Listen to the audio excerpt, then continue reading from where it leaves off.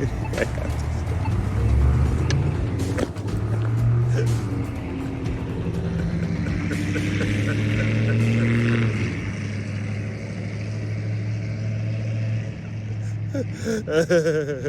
that a dead horse you got there?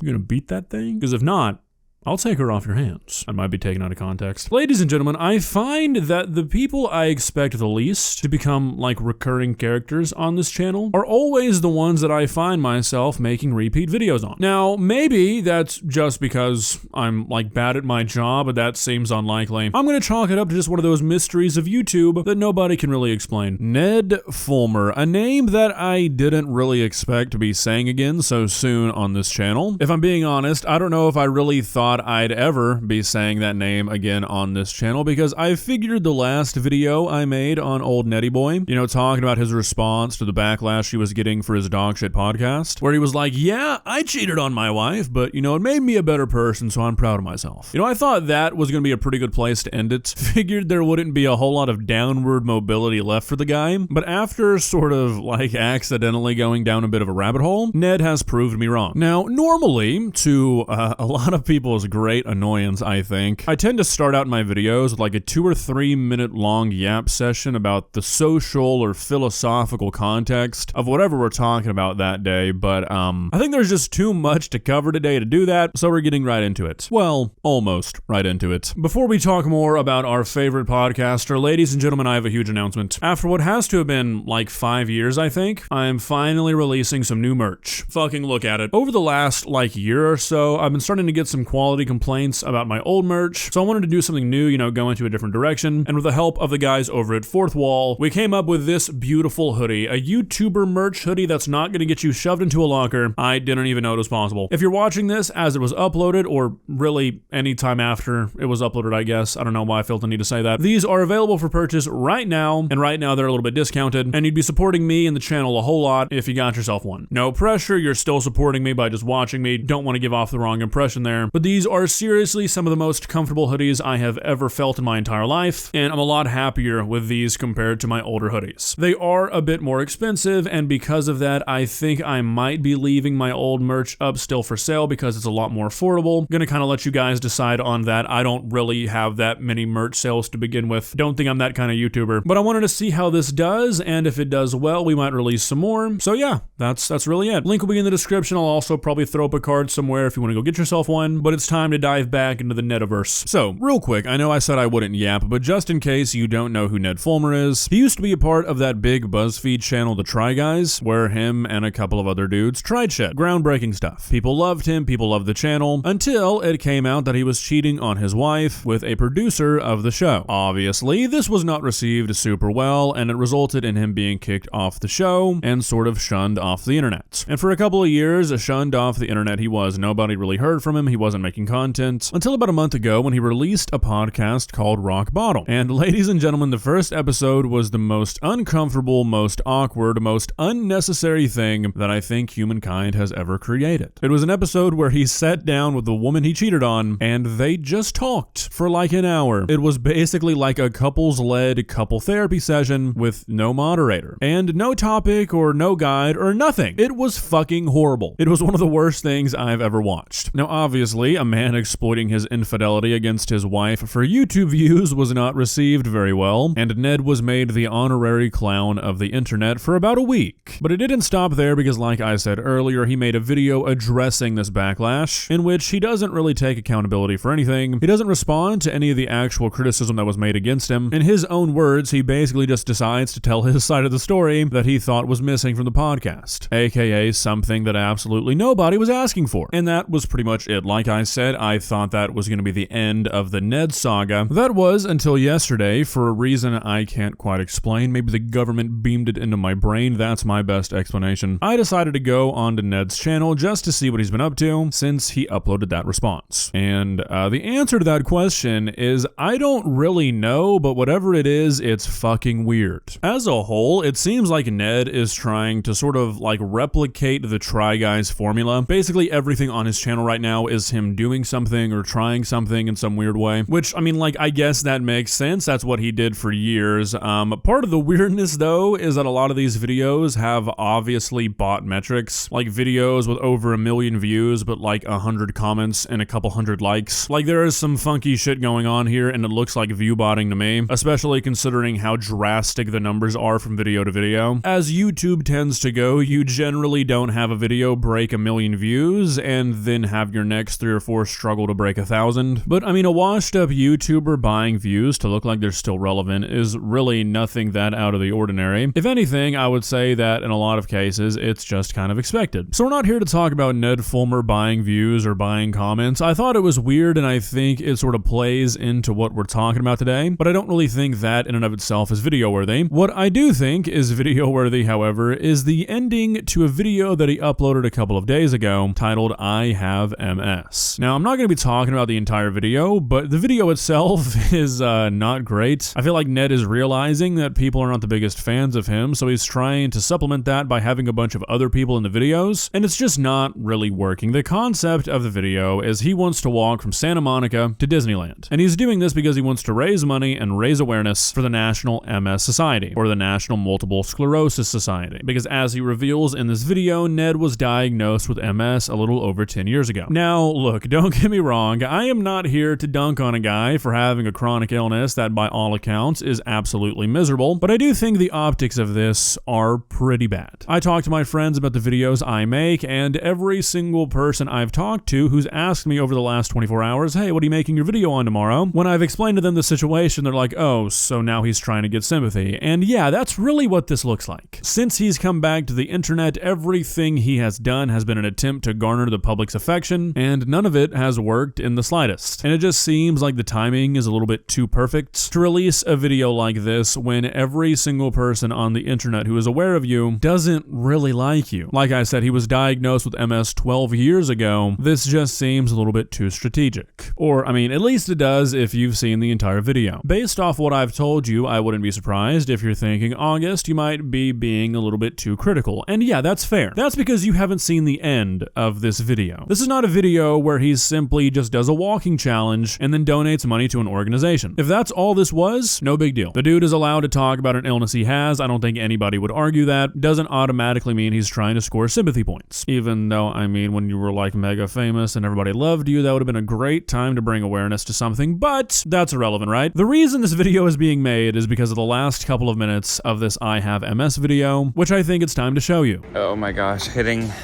a milestone like 26.2 miles makes it really tempting to stop. Avenue, oh that's where I live, just all the way up that way.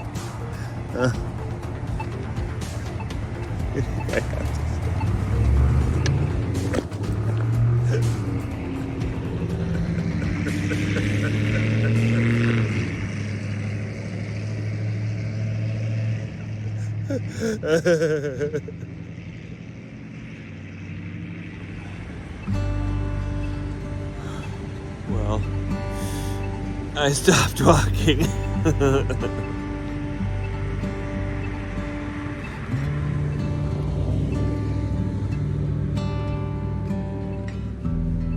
Wow.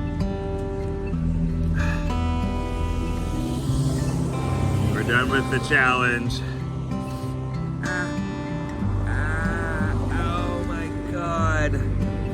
Oh my god, I have a gigantic blood blister here. I didn't make it to Disneyland, but I am really proud of myself for making it 26.2 miles, the marathon distance. I walked a marathon in a day.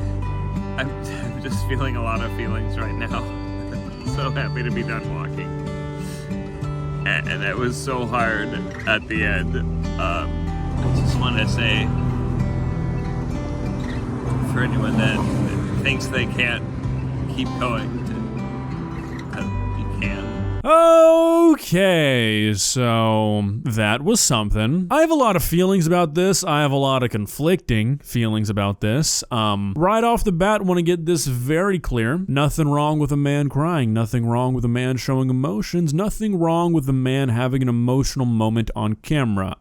However, I think it is definitely a decision for anybody to film themselves crying and having sort of a breakdown on camera and then uploading that to the internet. I feel like there is generally only one reason people do that, and it's for sympathy. It's for clicks. I mean, I'm sorry to say it, but this just does not really feel genuine. Falling to your knees on the side of the road, sobbing, but still making sure that the camera is capturing your face perfectly as you try and force out tears does not really feel like all that genuine of a reaction. Especially given the context that you just did an hour-long podcast episode with the woman you cheated on, you know, the mother of your children, where for the entire hour you don't even fucking frown, much less shed a tear. Like, are we serious, my brother? You're gonna tell me that a conversation where a person tells you that you ruined their life, you betrayed them, they'll never be able to trust again, that everything they have to do is harder now, you've made everything so much more difficult for them. A conversation like that doesn't even move you a little bit? Not a tear, barely a frown, but walking a marathon makes you break down on the side of the street? Like, don't get me wrong, walking a marathon is a feat, especially with a chronic illness, but it just seems to me that if doing something like this produces a reaction like we just saw, and that reaction was genuine, it just seems to me that we would have seen a little bit more emotion from you during the decade that you've been popular on the internet, especially during the time that you're on a podcast with your ex-wife and she's basically saying, I fucking hate you and I'll never forgive you. A person who has absolutely no reaction to that but is brought to their knees making a video like this one, where by the end of it you are on the side of the road laying on the ground, sadly putting on a fucking Mickey Mouse hat, telling people to never give up, just seems a little bit too emotionally inconsistent for me to believe that this video is a true reflection of how you feel. This seems like sort of a last-ditch effort to get people on your side, and I don't think it's gonna work. Which sort of leads me to what I think everybody has sort of been saying to you this entire time, Ned. I think it's time to just get off the internet. This is not gonna end up working for you. Like, I know you probably want to believe that it will, but I think that you were a big enough name that you are never really gonna be able to shake this, and that there's really no like audience overlap between people who want to watch you do what you're doing and people who don't know what you did and aren't super happy about it. I mean, like I said, you're trying to sort of replicate the Try Guys formula, it seems. I don't think you're gonna have that much luck with that audience, so maybe it's time to just call it quits. You'll probably be a lot happier, dude. You won't have to pay Reddit accounts to say that you've done nothing wrong anymore. You won't have to pay YouTube bots to defend you in every comment section they can find talking about you. Just sort of disappear. Getting off the internet is probably the best thing you can do for yourself right now, man. It feels pretty safe to say that things are not gonna get better. Well, guys, what are your thoughts? Hope this video doesn't come off as me being sort of insensitive. I don't think it will, because like I said, I think given the timing and the context, this is just